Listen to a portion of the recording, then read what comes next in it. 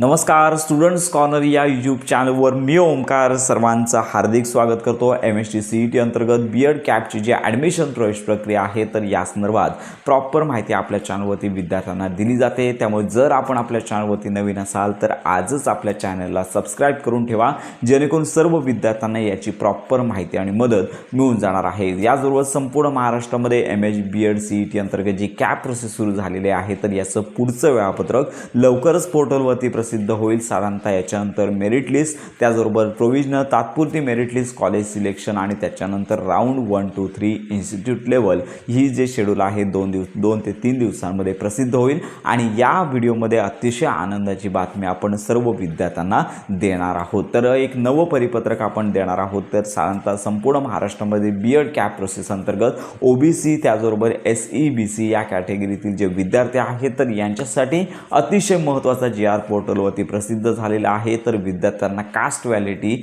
Submit करण्यासाठी 6 महिन्यांपर्यंत मुदतवाढ मिळालेली आहे। साधारणतः 2 जुलैला हा GR प्रसिद्ध झालेला आहे। तर याच्यामध्ये पाहू शकता की टेक्निकल डिपार्टमेंट असेल, 12वी नंतर किंवा हायर एज्युकेशन अंतर्गत ज्या विविध CET अभ्यासक्रमांतर्गत कॅप प्रोसेस सुरू झालेली आहे तर याच्यामध्ये OBC त्याचबरोबर SEBC कॅटेगरीतील विद्यार्थ्यांना कास्ट व्हॅलिडिटी सर्टिफिकेट सबमिट करण्यासाठी अडचणी निर्माण होत आहेत। आणि याच्यामध्ये विद्यार्थ्यांनी प्रवेश घेतलेल्या तारखेपासून पुढील 6 महिन्यांपर्यंत विद्यार्थ्यांना संबंधित सर्टिफिकेट आहेत तर ती सबमिट करण्यासाठीची मुदत द्यावी। तर अशा प्रकारचा GR प्रसिद्ध झालेला आहे। अतिशय महत्त्वाचा GR आहे। आपले व्हॉट्सअप ग्रुप, टेलिग्राम चॅनल या ठिकाणी देण्यात आलेला आहे, तो तुम्ही डाउनलोड करा।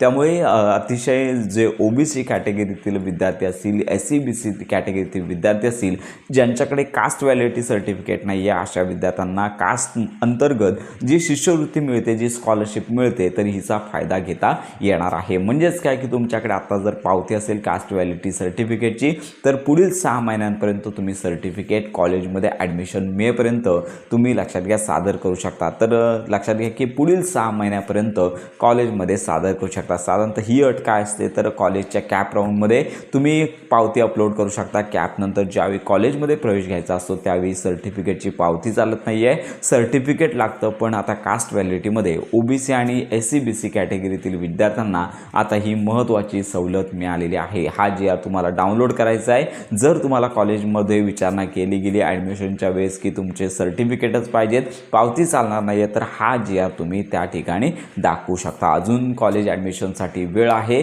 तर अशी ही महत्त्वाची माहिती संपूर्ण महाराष्ट्रातील बीएड कॅप अंतर्गत OBC SEBC कॅटेगरीतील जे विद्यार्थी असतील, जे बीएड कॅप प्रवेश प्रक्रियेअंतर्गत ॲडमिशन घेणार आहेत अशा विद्यार्थ्यांना कॅटेगरी कन्वर्ट करायची काहीच गरज नाही आहे। तुम्ही पावती अपलोड करून ॲडमिशन घेऊ शकता। पुढील 6 महिन्यांमध्ये तुम्हाला कास्ट व्हॅलिडिटी सर्टिफिकेट सबमिट करायचा आहे। तर अशा प्रकारची ही महत्त्वाची माहिती सर्वांपर्यंत नक्की शेअर करा।